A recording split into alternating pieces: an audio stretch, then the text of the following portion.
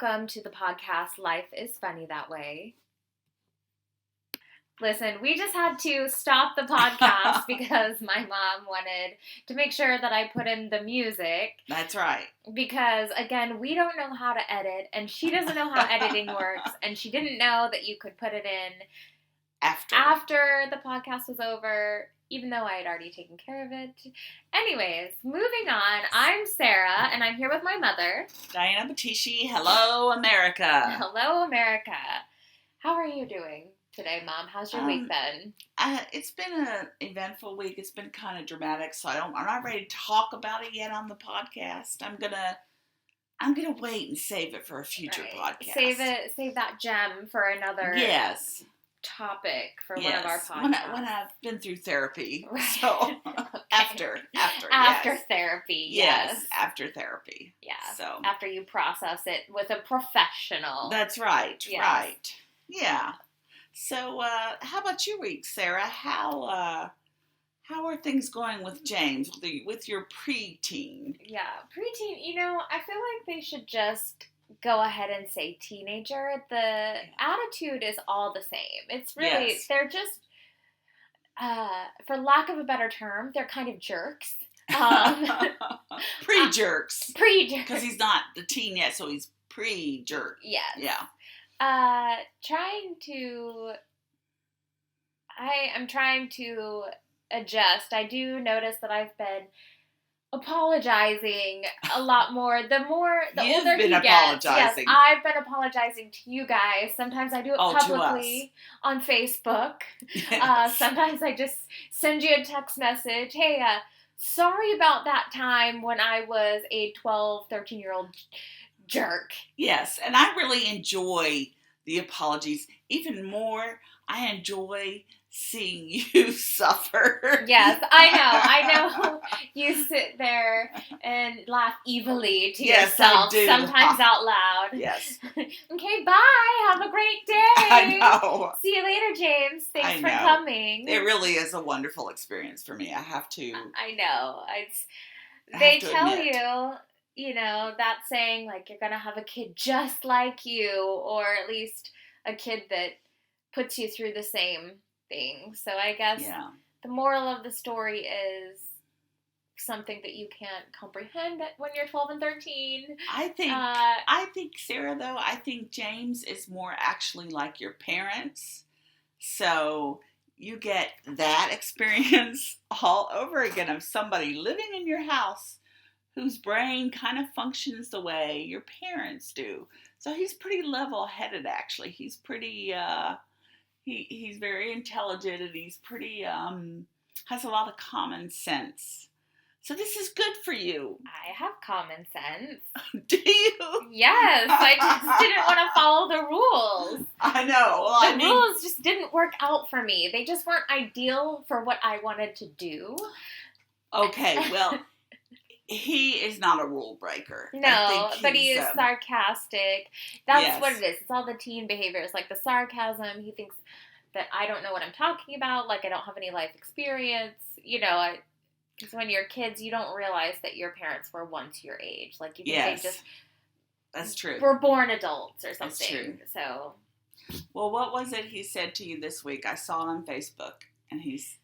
Yeah, well, I was asking, like, are you going to make plans with your friends? And he said he was working on it or whatever. And I was only asking because he's always complaining about how bored he is. Mm-hmm. And so, like, I've heard his phone ring, and I was like, oh, is that Sasha? Did Sasha call you back? And he's like, why are you all up in my business? I'm just like, okay, I have said this at some point before to my parents. Maybe I should apologize. And I'm just like, I guess we're at that stage now where I'm, quote unquote, all up in his business. Yeah, I'm just enjoying this so much, Sarah. I can't even tell you the amount of joy I get when you post things that he does to you on Facebook. I'm like, yes. Now the public knows. I know. Now they know. Karma is real. Yes. It comes around. Yes, it does. Yeah. So anyway, getting to our topic today. Our topic this week is fire. Yes, fire. Why don't we, let's dive into this whole fire thing. And when we say fire, we mean someone in our family has started a fire. And when we say someone in our family, we mean my dad. Yes. So let's start with the incident that happened recently. Okay. So recently, we feed the birds and the hummingbirds. I know. We're old people, so that's what we do. So 2 separate. The regular birds get the bird seed, and then the hummingbirds get a special formula made of sugar. Sugar water sounds great to me now. I'm dieting. That creates and then puts in the bird feeder, the hummingbird feeder. Yeah. So he makes this sugar water by putting the water on the stove and putting the sugar in it and boiling it. I don't know the exact formula, but it's pretty simple, and it's something like that. So he, the first time he made it, he put the sugar water on the stove, and he was like, okay, I'm going to let this boil. Walked away, went up to his office, started working on his computer, and then pretty soon the house begins to fill up with smoke. So Dad is like, what's going on? What's that? Forgetting smell? Forgetting about the pan he left on the stove. He is walking around upstairs around the house trying to figure out where the smoke is coming from. And surprisingly, which a very scary thought, our smoke alarms did not go off. And that makes me a little nervous now. Did you check on that after the incident? I mean, we need to, I think. Oh, you still haven't checked on the fire alarms. Well, the funny thing is the fire alarms usually go off at 2 a.m. Okay. So, when the batteries are low. So I know they work. It's just for some reason they didn't go off. Maybe there wasn't enough smoke or fire happening. Oh, there was enough because I smelled it when I got up downstairs. Yeah, I was like, somebody burnt something. So anyway, back to the story. He's walking around trying to figure out where the smoke, source of the fire. Yeah, the smoke is coming from. Then he finally goes down to the kitchen. He sees the pan. He's like, oh, okay. And turns everything off, opens windows up, things like that. And, so that was his... So he opens all the windows, and then he realizes that he, burnt the sugar water for the hummingbirds. Yeah, the bottom of the pan is black. Right. So... It's just scorched sugar. Yeah, it's burnt sugar. It looks like it's unsalvageable. So, but your father was so determined that we save this pan. I don't know what was going through his head. I look at it, I'm like, hey, the pan's ruined. I'm going to throw it away. Right, throw it away. He'll get another one for Christmas. Yeah. We always buy him cooking stuff for Christmas. Yeah, and the pan's not only black at the bottom, it has a huge dent in it from when we did something else to the poor pan. I don't know what it was. But I'm like, oh, okay, well, we need to throw this away. Oh, no, we can save this pan. And I'm like, what? And he's like, no, we're going to save it. I'll get those stains out. And why do they do this every time we have a podcast? I don't know. So. Just hang it up, Mom. Let me look and see who it is. Oh, so anyway, he's determined to save this pan. And somehow, amazingly, he took it into the garage to clean it with some... Okay, hang on. First of all, we got the fire under control, right? Yeah. Okay.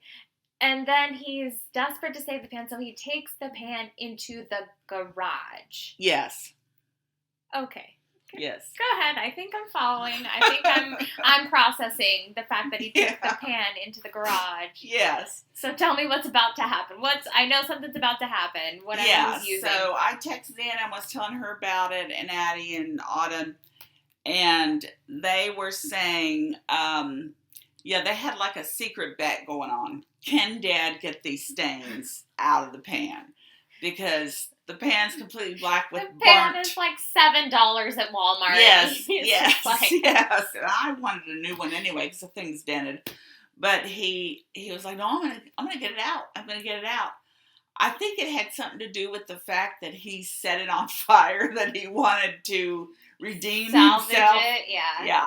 So amazingly, about a week later, I don't know how he did it. He got the stains out. Okay. There's like a little bit of black on certain places. You can tell that something's been burnt in it. Yeah, and I'm just wondering what he used from the garage. Like, my head goes to like paint thinner or something that you put on a car That you wouldn't want in a that pan. you don't want in a pan. Yeah. I'm not sure. I think he used like one of those, what do you call it, steel wool Oh yeah. scrubbers, but I'm not really sure what kind of thing he performed in the garage. What kind of miracle? We're just not going to question it because No. he does the cooking and you have to eat. That's right. So That's right. We don't want to eat plastic again, so Right. I have to eat. You have Yes. to eat. I mean, he has to cook. He Yeah. has to cook. Yeah. So we don't want any melted plastic over biscuits incidents Yeah. again. Well, what I'm getting at with this story is you would think that with this situation happening that he would be like, okay, if I ever put something on the stove again, I need to set a timer or something? yeah, I need to put on the timer or I need to stay in close grounds around it, you know. But that wasn't the case.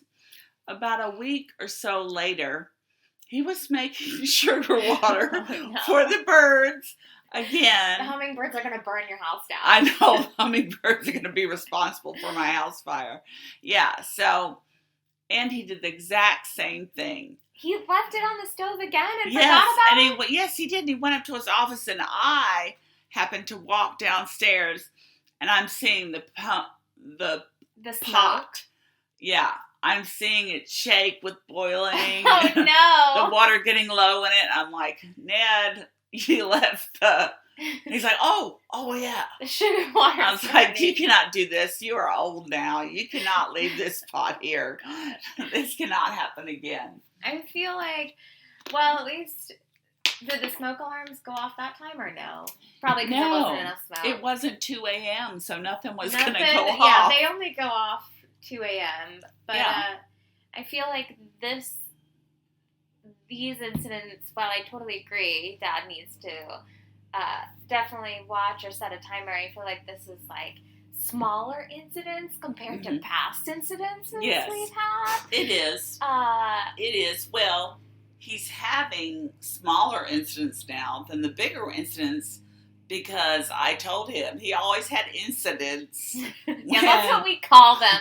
when, We do Yeah. call setting fire to the woods in Yes. Pennsylvania. Yes, there were a couple incidents in Pennsylvania when he burnt leaves. He hasn't had those incidents because I told him after the last incident that you can no longer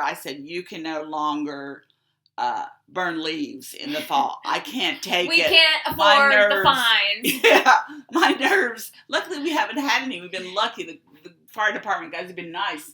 But I was like, my nerves cannot take it. In fact, the last time he burned leaves, he burns them right next to the woods in our backyard when we lived in Pennsylvania. And I was like, please don't do this today. I said, my nerves are really bad today. And I can't take you burning the leaves Why today. is he burning the leaves? Like, why? I don't, like, why didn't he just bag them up or just, like, dump them in the woods, you know, off the lawn and go dump them out in the woods? Yes, this would have been a good plan, Right, Sarah. it was. This makes sense. This would have been a good plan. But for some reason, that did not happen. So, yeah, that's a good plan. Luckily, we have no leaves. We only have a few. Yeah, it's not a wooded area like Pennsylvania was. I mean, I just remember, so the first time, I remember when I worked at the bridal shop, and this is like right after I had James, just getting a text saying, your dad set the woods on fire. The fire department is here. Okay. Yes. How bad was So he he says to me, I'm like, my nerves are really bad. Please don't do it. This has been my second experience with fire in the woods. Oh, it'll be all right. I'm like, okay, well, it's kind of windy. Yeah, this is the second time he set the Yeah. fire. Oh, it'll be fine. So he does the pile of leaves, and then slowly I watched it spread to the woods and slowly go across the woods. And he kept saying, oh, it'll be all right. Oh, I said, I think I should call the fire department. Suddenly, when there were like several patches of woods on fire, oh my gosh. and he kept saying, no, it's still not that bad yet. And I'm like, or not yet, but it's still not that bad. And I'm like, okay. I waited another 30 seconds, and I'm like, okay, I think I should call the fire department to come. Oh, he's got the hose or whatever. Oh, I've got it under control. The third time, another 30 seconds, I think I should call the fire department. He's like, yeah, that would be a good idea. Go ahead and do that. Let's just a precautionary. Let's just get them over here. Yeah. Luckily, they're just right up the hill from us, half a mile or so away. And the guys came. Yeah, that was. I got the text that time was different. Put your makeup on and come over here. I need you to look pretty for the fire department so we don't get a ticket. Yes, I called you, and Xana wasn't home, but I called you and Autumn. Autumn was helping the firefighters that time. Yeah, Autumn was there. They were telling her what a good job she was doing in putting the fire out. She should consider the volunteer fire department. Yeah, but so they came and... yeah, just a whole... put out the fire. What did they tell Dad? What did they say? They said to him, weren't we here last time? Yeah. And he was like, kind of, yeah. Yeah. Like, So he regularly contributes to the fire department. Yes, he did it in PA. He did a yearly donation after that. Because they were nice enough and the girls smiled pretty, and they were nice enough that they didn't give Dad a ticket. So that's good. But that was the second time. And that was the third time when we lived in Utah. He set our backyard on fire. He set the backyard on fire. Well, he said, you know how we had terraced levels of the backyard? Yeah. He was cleaning the yard, burning something. He decided he was going to burn something. And it was on one of the terraces. And he was up there with it. And he set it on fire and was jumping around because trying not to catch on fire. You guys act like I need to be supervised with fireworks. And this man, clearly something's going on because he's got to set fire to something. Yeah, so after the PA incident, which the Utah incident was before, that was like a warning before the PA incident, he promised me I won't burn anything anymore. I won't set anything else on fire. To ensure that, you moved to a location where there were no woods or leaves. There's no trees. There's nothing. One tree in our yard. Yeah, there's one tree. Yeah, so I feel pretty safe. Yeah. Yeah. So maybe that's why he resorted to the sugar water. Yeah. At least it wasn't an all-out fire. Could have been worse, I guess. Yes, it was just a very, very burnt pan that smoked up the house. Thank goodness. A pan that you still have. Yes, I still have this pan after two. To remember. Two scorch situations. Yeah.